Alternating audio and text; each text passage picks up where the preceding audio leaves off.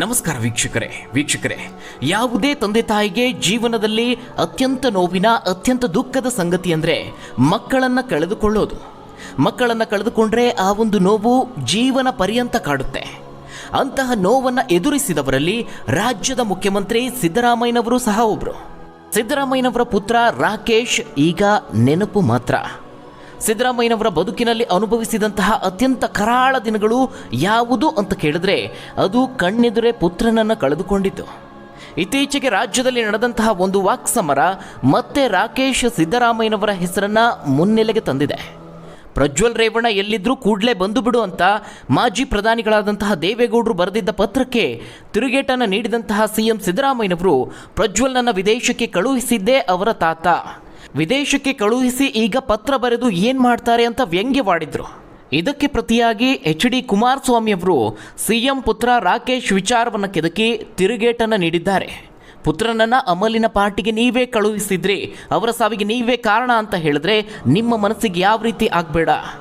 ದೇವೇಗೌಡರ ಬಗ್ಗೆಯೂ ಸಹ ನೀವು ಹೇಳಿದ್ದು ಹೀಗೇ ಅಲ್ವಾ ಅಂತ ಟಾಂಗ್ ಕೊಟ್ಟಿದ್ದಾರೆ. ಇದಲ್ಲದೆ ರಾಕೇಶ್ ಜೊತೆಗೆ ಹೋಗಿದ್ದಂತಹ ಸ್ನೇಹಿತರ ಬಗ್ಗೆಯೂ ಕೂಡ ಅವರು ಉಲ್ಲೇಖ ಮಾಡಿದ್ದಾರೆ. ಹಾಗಾದರೆ ಅಷ್ಟಕ್ಕೂ ವಿದೇಶದಲ್ಲಿ ರಾಕೇಶ್ ಸಿದ್ದರಾಮಯ್ಯ ಅವರಿಗೆ ಆಗಿದ್ದೇನು? ಅವರು ಅಮಲಿನ ಪಾರ್ಟಿಗೆ ಹೋಗಿದ್ದು ನಿಜಾನ?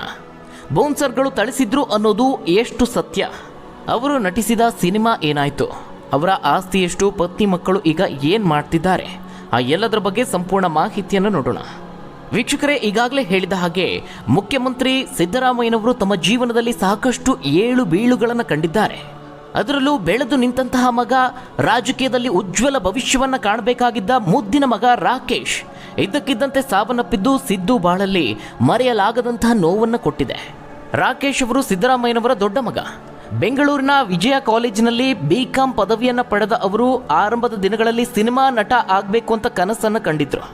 ಒಂದು ಸಿನಿಮಾದಲ್ಲಿ ಅವರು ನಾಯಕ ನಟನಾಗಿ ಕೂಡ ಕಾಣಿಸಿಕೊಳ್ತಾರೆ. 2002ರಲ್ಲಿ ಆ ಒಂದು ಸಿನಿಮಾ ಸೆಟ್ಟೇರಿತ್ತು. ಆದರೆ ಅದು ಅಂದುಕೊಂಡಂತೆ ಸಾಗಲಿಲ್ಲ. ನಿನಗೆ ನಾನು ನನಗೆ ನೀನು ಅನ್ನುವ ಸಿನಿಮಾ ಅದು ಬೇಸರದ ಸಂಗತಿ ಅಂದರೆ ಆ ಸಂದರ್ಭದಲ್ಲಿ ಆ ಸಿನಿಮಾಗೆ ತೆರೆ ಕಾಣುವಂತಹ ಭಾಗ್ಯವೇ ಸಿಗಲಿಲ್ಲ. ಅವರು ಅಗಲಿದ ನಂತರದಲ್ಲಿ ಅದನ್ನು ಬಿಡುಗಡೆ ಮಾಡಲಾಗಿದೆ. ನಂತರದಲ್ಲಿ ತಂದೆ ರಾಜಕೀಯದಲ್ಲಿ ಇದ್ದ ಕಾರಣ ಅವರು ರಾಜಕೀಯಕ್ಕೆ ಸ್ವಿಚ್ ಆಗ್ತಾರೆ. ನಿಧಾನವಾಗಿ ರಾಜಕೀಯಕ್ಕೆ ಹೊಂದಿಕೊಳ್ತಾರೆ. ರಾಜಕೀಯದಲ್ಲಿ ಪೂರ್ಣ ಪ್ರಮಾಣದಲ್ಲಿ ತೊಡಗಿಸಿಕೊಳ್ಳೋದಕ್ಕೆ ಶುರು ಮಾಡ್ತಾರೆ. ಅದೇ ಸಂದರ್ಭದಲ್ಲಿ 2004ರಲ್ಲಿ ಸಿದ್ದರಾಮಯ್ಯ ಅವರಿಗೆ JDS ಮತ್ತು ಕಾಂಗ್ರೆಸ್ ಸಮ್ಮಿಶ್ರ ಸರ್ಕಾರದಲ್ಲಿ 2ನೇ ಬಾರಿಗೆ DCM ಆಗುವಂತಹ ಅವಕಾಶ ಒದಗಿ ಬರುತ್ತೆ. ಇದು ರಾಕೇಶ್ ಅವರಿಗೂ ರಾಜಕೀಯದಲ್ಲಿ ಮೇಲೇರೋದಕ್ಕೆ ಮತ್ತಷ್ಟು ಅವಕಾಶವನ್ನು ಮಾಡಿಕೊಡುತ್ತೆ. ತಂದೆಯ ಜೊತೆಗೆ ರಾಜಕೀಯದಲ್ಲಿ ಗುರುತಿಸಿಕೊಳ್ತಾರೆ. ಸಿದ್ದರಾಮಯ್ಯನವರಿಗೂ ಸಹ ಇದು ಸಾಕಷ್ಟು ಸಹಾಯ ಮಾಡುತ್ತೆ. ಎಷ್ಟರ ಮಟ್ಟಿಗೆ ಅಂದರೆ ರಾಕೇಶ್ ಅವರು ಸಿದ್ದರಾಮಯ್ಯನವರಿಗೆ ಬಲಗೈ ರೀತಿ ಇದ್ದಂಥವರು. ಬರ್ತಾ ರಾಕೇಶ್ ಅವರು ತಂದೆಗೆ ಒಂದು ರಾಜಕೀಯ ಶಕ್ತಿಯಾಗಿ ಪರ್ಯಾಯವಾಗಿ ಕೆಲಸವನ್ನು ಮಾಡ್ತಾರೆ. ಇನ್ನು ರಾಕೇಶ್ ಅವರ ಕೆಲಸದ ರೀತಿ ಆಗಿರ್ಬೋದು, ಅವರ ವ್ಯಕ್ತಿತ್ವ ಆಗಿರ್ಬೋದು, ರಾಜಕೀಯದಲ್ಲಿ ಸಾಕ್ತಾ ಇದ್ದ ರೀತಿ ಎಲ್ಲವೂ ಸಿದ್ದರಾಮಯ್ಯನವರ ರೀತಿಯಲ್ಲೇ ಅವರು ಕೂಡ ಸಾಕ್ತಾ ಇದ್ರು. ಕೊನೆಗೆ ಮೈಸೂರು ಭಾಗದಲ್ಲಿ ಒಂದು ಸಂಪೂರ್ಣವಾದ ಹಿಡಿತವನ್ನು ಸಾಧಿಸ್ತಾರೆ. ಇನ್ನು ಬಹುತೇಕ ಸಂದರ್ಭಗಳಲ್ಲಿ ಸಿದ್ದರಾಮಯ್ಯ ಅವರು ಅವರ ಕ್ಷೇತ್ರಕ್ಕೆ ಓಡಾಡೋದಕ್ಕೆ ಸಾಧ್ಯವಾಗ್ತಾ ಇರಲಿಲ್ಲ. ಆ ಸಂದರ್ಭಗಳಲ್ಲಿ ರಾಕೇಶ್ ಅವರು ಕ್ಷೇತ್ರದೆಲ್ಲೆಡೆ ಓಡಾಡಿ ಜನಸಂಪರ್ಕವನ್ನು ಇಟ್ಕೊಳ್ತಾರೆ. ಇದೇ ಕಾರಣಕ್ಕಾಗಿ ಅವರು ಪ್ರತಿ ವಾರದ ಬುಧವಾರ ಹಾಗೆ ಗುರುವಾರ ಮೈಸೂರಿನಲ್ಲಿ ಇರ್ತಾ ಇದ್ರು. 2008ರ ವಿಧಾನಸಭಾ ಚುನಾವಣೆ ಆಗಿರ್ಬೋದು, 2013ರಲ್ಲಿ ಆಗಿರ್ಬೋದು, ವರುಣಾದಲ್ಲಿ ಸಿದ್ದರಾಮಯ್ಯನವರು ನಿರಾಯಾಸವಾಗಿ ಗೆಲುವನ್ನು ಸಾಧಿಸಿದ್ರು. ಅಂದರೆ ಅದರಲ್ಲಿ ರಾಕೇಶ್ ಅವರ ಕೊಡುಗೆ ಸಾಕಷ್ಟಿದೆ. ಹೀಗೆ ಸಿದ್ದರಾಮಯ್ಯ ಅವರ ತವರು ಕ್ಷೇತ್ರ ವರುಣಾ ಸೇರಿ ಇಡೀ ಮೈಸೂರಿನಲ್ಲಿ ತಮ್ಮದೇ ಆದ ಹೆಸರನ್ನು ಸಂಪಾದಿಸಿಕೊಳ್ತಾರೆ. ತಂದೆಯ ನೆರಳಲ್ಲಿ ಕೆಲಸವನ್ನು ಮಾಡ್ತಿದ್ರು ಸಹ ತಮ್ಮದೇ ಆದ ರಾಜಕೀಯ ಛಾಪನ್ನು ಮೂಡಿಸಿದ್ರು. ಈ ನಡುವೆ ರಾಕೇಶ್ ಅವರಿಗೆ ಒಂದು ಅಪಘಾತ ಸಂಭವಿಸಿ ಶಸ್ತ್ರಚಿಕಿತ್ಸೆಗೂ ಒಳಗಾಗುವಂತಹ ಪರಿಸ್ಥಿತಿ ಎದುರಾಗುತ್ತೆ. ಇದು ಅವರಿಗೆ ಸ್ವಲ್ಪ ಮಟ್ಟಿಗೆ ಹಿನ್ನಡೆ ಆಗುತ್ತೆ. ಇನ್ನು ಅವರ ವೈಯಕ್ತಿಕ ಬದುಕನ್ನು ನೋಡಿದ್ರೆ ಸ್ಮಿತಾ ಅನ್ನೋರನ್ನ ಇಷ್ಟಪಟ್ಟು ಮದುವೆ ಆಗ್ತಾರೆ. ಜೊತೆಗೆ ಅವರಿಗೆ 2 ಮಕ್ಕಳಿದ್ದಾರೆ. ಆದರೆ ಈ ಒಂದು ಮದುವೆಗೆ ಮನೆಯಲ್ಲಿ ವಿರೋಧ ಇತ್ತು. ಅದೇ ಕೋಪದಲ್ಲಿ ಸಿದ್ದರಾಮಯ್ಯ ಅವರು ಅವರ ಮದುವೆಗೂ ಸಹ ಹೋಗಿರಲಿಲ್ಲ. ಆದರೆ ನಂತರದ ದಿನಗಳಲ್ಲಿ ನಿಧಾನವಾಗಿ ಆ ಮದುವೆಯನ್ನು ಒಪ್ಪಿಕೊಳ್ತಾರೆ. ಹೀಗಿರುವಾಗ 2016 ಜುಲೈ ತಿಂಗಳಿನಲ್ಲಿ ಬೆಲ್ಜಿಯಂನಿಂದ ಒಂದು ಕರಾಳ ಸುದ್ದಿ ಕೇಳಿಬರುತ್ತೆ. ರಾಕೇಶ್ ಸಿದ್ದರಾಮಯ್ಯ ಅವರು ಸಾವನ್ನಪ್ಪಿದ್ದಾರೆ ಅನ್ನುವ ಸುದ್ದಿ ಅದು. ಈ ಒಂದು ಕರಾಳ ಸುದ್ದಿ, ಕಹಿ ಸುದ್ದಿ ಸಿದ್ದರಾಮಯ್ಯ ಅವರ ಕುಟುಂಬಕ್ಕೆ ಬರಸಿಡಿಲು ಬಡಿದಂತಾಗಿತ್ತು. ಆಗಲೂ ಸಹ ಸಿದ್ದರಾಮಯ್ಯ ಅವರು CM ಆಗಿದ್ರು. CM ಆಗಿ 3 ವರ್ಷ ಕಳೆದಿತ್ತು. ರಾಕೇಶ್ ಅವರು ಸಾವನ್ನಪ್ಪಿದ ನಂತರದಲ್ಲಿ ಬೇರೆ ಬೇರೆ ರೀತಿಯ ಸುದ್ದಿಗಳು ಕೇಳಿಬಂತು. ನಾನಾ ಊಹಾಪೋಹಗಳು ಹರಿದಾಡೋದಕ್ಕೆ ಶುರುವಾಯಿತು. ಅಷ್ಟಕ್ಕೂ ಅಲ್ಲಿ ಏನಾಗಿತ್ತು ಅನ್ನೋದನ್ನು ನೋಡೋದಾದರೆ ಜುಲೈ 13ರಂದು ಅವರ ಹುಟ್ಟುಹಬ್ಬ ಇರುತ್ತೆ. 39ನೇ ಹುಟ್ಟುಹಬ್ಬವನ್ನು ಆಚರಿಸಿಕೊಳ್ತಾರೆ. ನಂತರ ತಮ್ಮ 4 ಜನ ಸ್ನೇಹಿತರ ಜೊತೆಯಲ್ಲಿ ವಿದೇಶಕ್ಕೆ ಪ್ರವಾಸಕ್ಕೆ ಹೋಗಿರ್ತಾರೆ. ಬೆಲ್ಜಿಯಂನಲ್ಲಿ ಪ್ರತಿ ವರ್ಷ ಟುಮಾರೋ ಲ್ಯಾಂಡ್ ಅನ್ನುವ ಮ್ಯೂಸಿಕ್ ಕಾರ್ಯಕ್ರಮವನ್ನು ಹಮ್ಮಿಕೊಳ್ತಾರೆ. ಇದು ವಿಶ್ವದಲ್ಲೇ ಅತಿ ದೊಡ್ಡ ಮ್ಯೂಸಿಕ್ ಫೆಸ್ಟಿವಲ್ಗಳಲ್ಲಿ ಒಂದು. 2016 ಜುಲೈ 22ರಿಂದ 24ರವರೆಗೆ ಆ ಒಂದು ಕಾರ್ಯಕ್ರಮ ನಡೆದಿತ್ತು. ರಾಕೇಶ್ ಅವರ ಸ್ನೇಹಿತರ ಫೇಸ್ಬುಕ್ ಖಾತೆಗಳಲ್ಲಿ ಒಂದಷ್ಟು ಪೋಸ್ಟ್ಗಳನ್ನು ಮಾಡಲಾಗಿರುತ್ತೆ. ಆ ಒಂದು ಪೋಸ್ಟನ್ನು ಆಧರಿಸಿ ಇದೇ ಮ್ಯೂಸಿಕ್ ಕಾರ್ಯಕ್ರಮಕ್ಕೆ ರಾಕೇಶ್ ಹಾಗೆ ಅವರ ಸ್ನೇಹಿತರು ಸಹ ಹೋಗಿದ್ರು ಎನ್ನಲಾಗಿದೆ. ಅದೇ ಸಂದರ್ಭದಲ್ಲಿ ಅಂದರೆ ವಿದೇಶ ಪ್ರವಾಸದಲ್ಲೇ ಇರುವಂತಹ ಸಂದರ್ಭದಲ್ಲಿ ಜುಲೈ 25ರಂದು ರಾಕೇಶ್ ಅವರಿಗೆ ಇದ್ದಕ್ಕಿದ್ದಂತೆ ಆರೋಗ್ಯ ಸಮಸ್ಯೆ ಕಾಣಿಸಿಕೊಳ್ಳುತ್ತೆ. ಪ್ಯಾನ್ಕ್ರಿಯಾಸ್ ಸಮಸ್ಯೆ ಕಾಣಿಸಿಕೊಂಡು ತೀವ್ರವಾದಂತಹ ತಡೆಯಲಾಗದಂತಹ ಹೊಟ್ಟೆ ನೋವು ಕಾಣಿಸಿಕೊಳ್ಳುತ್ತೆ.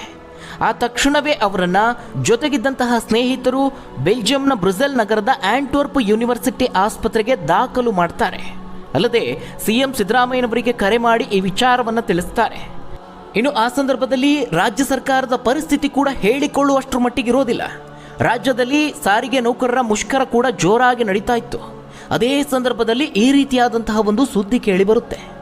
ಸಿಎಂ ಆಗಿದ್ದ ಕಾರಣ ಸಿದ್ದರಾಮಯ್ಯನವರಿಗೆ ಒಂದು ಕಡೆ ಸರ್ಕಾರವನ್ನು ನಿಭಾಯಿಸಬೇಕು, ಮತ್ತೊಂದು ಕಡೆ ಪುತ್ರನ ಚಿಂತೆ ಶುರುವಾಗುತ್ತೆ.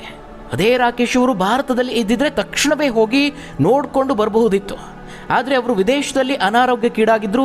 ಆಗ ಸುಷ್ಮಾ ಸ್ವರಾಜ್ ಅವರು ಕೇಂದ್ರ ವಿದೇಶಾಂಗ ಸಚಿವರಾಗಿರ್ತಾರೆ.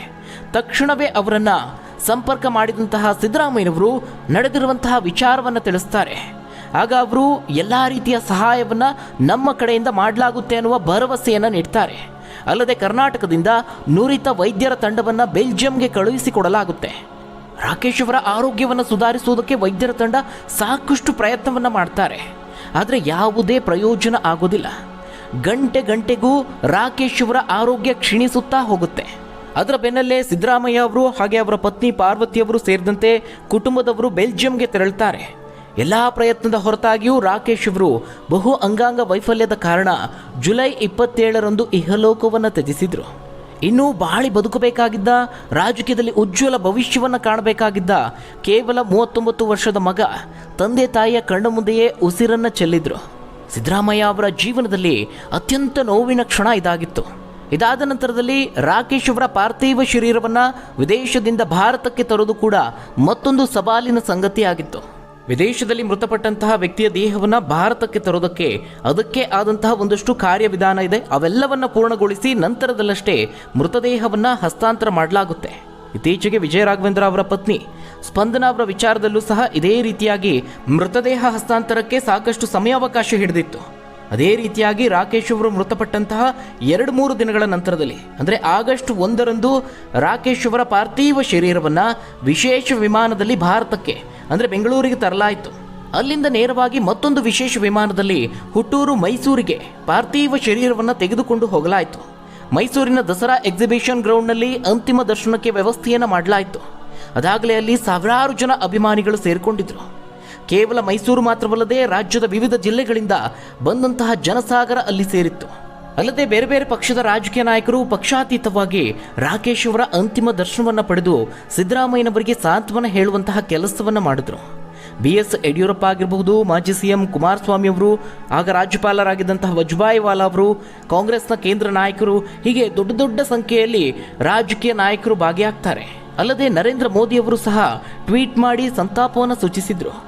ನಂತರದಲ್ಲಿ ತೆರೆದ ವಾಹನದಲ್ಲಿ ರಾಕೇಶ್ ಅವರ ಪಾರ್ಥಿವ ಶರೀರವನ್ನು ಜಯಪುರ ಹೋಬಳಿಯ ಟೀಕಾಟೂರಿನಲ್ಲಿರುವಂತಹ ಅವರ ತೋಟದ ಮನೆಗೆ ಕೊಂಡೊಯ್ಯಲಾಯಿತು. ಮೈಸೂರು ನಗರದಿಂದ ಸುಮಾರು 15 ಕಿಲೋಮೀಟರ್ ದೂರದಲ್ಲಿರುವಂತಹ ತೋಟ ಅದು. ಅಲ್ಲಿ ಕುರುಬ ಸಮುದಾಯದ ಹಾಲು ಮತದ ಸಂಪ್ರದಾಯದಂತೆ ಪುತ್ರ ಧವನ್ ಅವರು ಅಂತಿಮ ವಿಧಿವಿಧಾನವನ್ನು ನೆರವೇರಿಸಿದ್ರು. ಆದರೆ ರಾಕೇಶ್ ಅವರ ಸಾವಿನ ನಂತರದಲ್ಲಿ ವಿದೇಶದಲ್ಲಿ ಬೇರೆ ಬೇರೆ ರೀತಿಯ ಪ್ರಸಂಗಗಳು ನಡೀತು ಅಂತ ಒಂದಷ್ಟು ಊಹಾಪೋಹಗಳು ಹರಿದಾಡ್ತಿವೆ.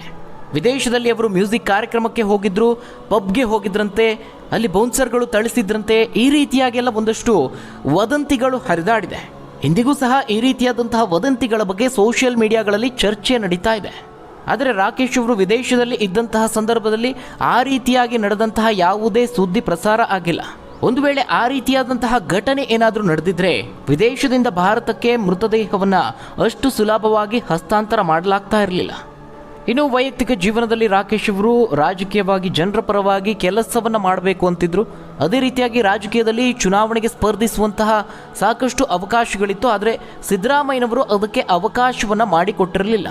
ಅದೇ ರೀತಿಯಾಗಿ ರಾಕೇಶ್ ಅವರು ಸಹ ತೆರೆಮರೆಯಲ್ಲಿ ಕೆಲಸವನ್ನು ಮಾಡ್ತಾ ಇದ್ರು. ಬಹಿರಂಗ ಸಭೆಗಳಲ್ಲಿ ಹೆಚ್ಚಿನದಾಗಿ ಅವರು ಕಾಣಿಸಿಕೊಳ್ತಾ ಇರಲಿಲ್ಲ. ಇನ್ನು ಅವರು 2018ರಲ್ಲಿ ಅಸೆಂಬ್ಲಿ ಚುನಾವಣೆಗೆ ಸ್ಪರ್ಧಿಸೋದಕ್ಕೆ ಇಚ್ಛಿಸಿದ್ರು. ತಂದೆಯ ಅನುಮತಿಯನ್ನು ಪಡೆದು ವರುಣ ಅಥವಾ ಚಾಮುಂಡೇಶ್ವರಿ ವಿಧಾನಸಭಾ ಕ್ಷೇತ್ರದಿಂದ ಸ್ಪರ್ಧಿಸುವಂತಹ ಕನಸನ್ನು ಕಂಡಿದ್ರು. ಆದರೆ ರಾಜಕೀಯದ ಕನಸನ್ನು ಕಂಡಿದ್ದ ರಾಕೇಶ್ ಅವರು 2016ರಲ್ಲೇ ವಿಧಿವಶರಾಗ್ತಾರೆ. ಹೀಗಾಗಿ ಸಿದ್ದರಾಮಯ್ಯ ಅವರು ತಮ್ಮ ಒಂದು ದೊಡ್ಡ ಶಕ್ತಿಯನ್ನೇ ಕಳೆದುಕೊಂಡಂತಾಗುತ್ತೆ. ಆ ಒಂದು ಸ್ಥಾನವನ್ನು ತುಂಬೋದಕ್ಕೆ ನಂತರದಲ್ಲಿ ಅನಿವಾರ್ಯವಾಗಿ ಅವರ ಎರಡನೆಯ ಪುತ್ರ ಯತೀಂದ್ರ ಅವರು ರಾಜಕೀಯಕ್ಕೆ ಬರ್ತಾರೆ. ಇನ್ನು ರಾಕೇಶ್ ಅವರು ಸ್ಮಿತಾ ಅನ್ನೋರನ್ನ ಪ್ರೀತಿಸಿ ಮದುವೆ ಆಗ್ತಾರೆ. ಕುಟುಂಬಕ್ಕೆ ಅಧಿಕೃತವಾಗಿ ತಿಳಿಸದೆ ಮದುವೆ ಆಗ್ತಿದ್ದಾರೆ ಅನ್ನೋ ಕಾರಣಕ್ಕೆ ಆ ಮದುವೆಗೆ ಸಿದ್ದರಾಮಯ್ಯನವರು ಹೋಗಿರಲಿಲ್ಲ. ಸಾಕಷ್ಟು ದಿನಗಳ ಕಾಲ ಮಗನ ಮೇಲೆ ಕೋಪಿಸಿಕೊಂಡಿದ್ರು. ಆ ನಂತರದಲ್ಲಿ ನಿಧಾನವಾಗಿ ಆ ಮದುವೆಯನ್ನು ಒಪ್ಪಿಕೊಳ್ತಾರೆ. ಇನ್ನು ರಾಕೇಶ್ ಅವರಿಗೆ 2 ಮಕ್ಕಳು, ಮಗ ಧವನ್ ಹಾಗೆ ಮಗಳು ತನ್ಮಯಿ. ಧವನ್ ಜರ್ಮನಿಯಲ್ಲಿ ಸ್ಮಿತಾ ಅವರ ತಂಗಿಯ ಮನೆಯಲ್ಲಿ ಇದ್ದು ವಿದ್ಯಾಭ್ಯಾಸವನ್ನು ಮಾಡ್ತಿದ್ದಾರೆ. ಇನ್ನು ಸ್ಮಿತಾ ಅವರು ಹಾಗೆ ಅವರ ಮಗಳು ಬೆಂಗಳೂರಿನಲ್ಲಿ ಮಲ್ಲೇಶ್ವರಂನಲ್ಲಿ ವಾಸವಿದ್ದಾರೆ. ಇನ್ನು ರಾಕೇಶ್ ಅವರು ಮೈಸೂರಿನ ಜಯಪುರ ಹೋಬಳಿಯ ಟಿ ಕಾಟೂರಿನಲ್ಲಿ ಸುಮಾರು 7 ಎಕರೆಯಷ್ಟು ಕೃಷಿ ಭೂಮಿಯನ್ನು ಹೊಂದಿದ್ರು. ಇದರ ಸದ್ಯದ ಮಾರುಕಟ್ಟೆ ಮೌಲ್ಯ ಸುಮಾರು 1,10,00,000 ರೂಪಾಯಿ ಎನ್ನಲಾಗಿದೆ. ರಾಕೇಶ್ ಅವರು ಅಗಲಿದ ನಂತರದಲ್ಲಿ ಅದು ಅವರ ತಾಯಿಯ ಹೆಸರಿಗೆ ವರ್ಗಾವಣೆ ಆಗಿದೆ. ಇದಲ್ಲದೆ ಬೆಂಗಳೂರಿನ ವಸಂತನಗರದ ಸ್ಯಾಂಕಿ ರಸ್ತೆಯಲ್ಲಿ ಪಬ್ ಒಂದನ್ನು ಹೊಂದಿದ್ರು. ಸದ್ಯ ಇದನ್ನು ಸ್ಮಿತಾ ಅವರು ನೋಡಿಕೊಳ್ತಿದ್ದಾರೆ. ಇದಿಷ್ಟು ರಾಕೇಶ್ ಸಿದ್ದರಾಮಯ್ಯ ಅವರ ಜೀವನದ ಬಗ್ಗೆ. ಹಾಗಾದರೆ ಈ ಒಂದು ವಿಡಿಯೋದ ಬಗ್ಗೆ ನೀವೇನಂತೀರಾ? ನಿಮ್ಮ ಅನಿಸಿಕೆ ಅಭಿಪ್ರಾಯವನ್ನು ಕಮೆಂಟ್ ಮೂಲಕ ತಿಳಿಸಿ. ಧನ್ಯವಾದಗಳು ವೀಕ್ಷಕರೇ.